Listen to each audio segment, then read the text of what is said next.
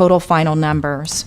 As you can see, we had anticipated and hoped, high hopes, that we would have some fund balance here to apply towards the teeter debt obligation as the first priority. And additionally, we were also putting in the sheriff's budget for additional funding for overtime for salaries and benefits.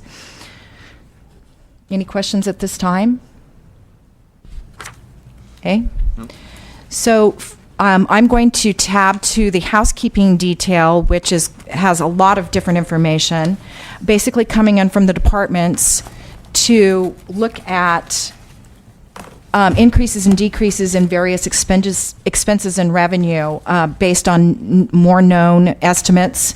We have quite a few estimates, but what I want to pull your attention to is what I've highlighted in yellow on this spreadsheet are basically the differences of what we have for decreases and increases in appropriations that would make the difference. So the biggest decrease, the biggest give back basically to our revenue here is $92,000 from solid waste that they're projecting was over budgeted in proposed budget. So they're basically giving us back this money.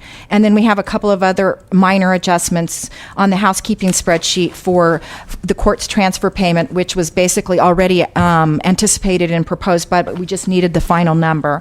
And some additional adjustments for the jail that wasn't included in the proposed budget, and some travel for CSAC and NACO representatives, which brings us down to the very bottom of the housekeeping adjustment spreadsheet, which is showing $30,929, which is a reduction in anticipated revenue.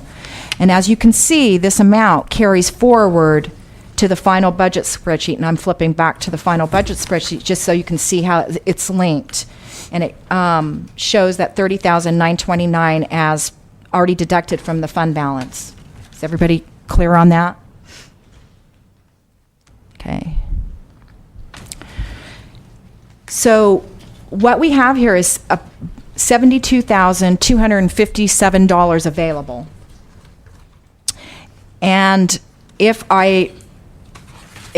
the board so desires, I'm ready to flip over to the external requests. Supervisor Pinches. I just assumed on line item 23 on your housekeeping. Line item 23 on the housekeeping, yes. Okay, I'm looking at, I just seen it here. Of the $4,000 for the supervisors to go to this. 4,000, yes. Yeah. Well, it's line item. It's row 53. Yeah, 53. Mm-hmm. I just soon give that back to the fund balance. Did you want me to take that out? Yeah, I want to give it back to the fund balance. Right. I don't need it. I don't want it. The money can be spent for better uses. Okay. I would just add that to the parking. Just add that to the parking list. Well, I can go ahead and take it out right now, and it'll just add to our fund balance that we have available, which would basically, if I could continue on with the external grants, make us exactly even almost. So can we go forward? Okay, can I ask for some clarification though, because that line states for travel for third district supervisor representative CSAC and NACO. Mr. Pinches, are you looking for just a deletion for your portion of that quote? That is my portion, I believe. That is the third district. That doesn't affect any other supervisor's travel budget. This is just for third district, yes. Oh, okay. All right. Well, then, let's go along with the CEO's direction, unless there's argument to just make it an item of discussion for a later time. Okay. Okay? Put it on the list. Okay. Okay? All right. So any other questions on the housekeeping adjustments before I continue? Supervisor Dober. Thank you, Ms. White. What is OTO and OTI?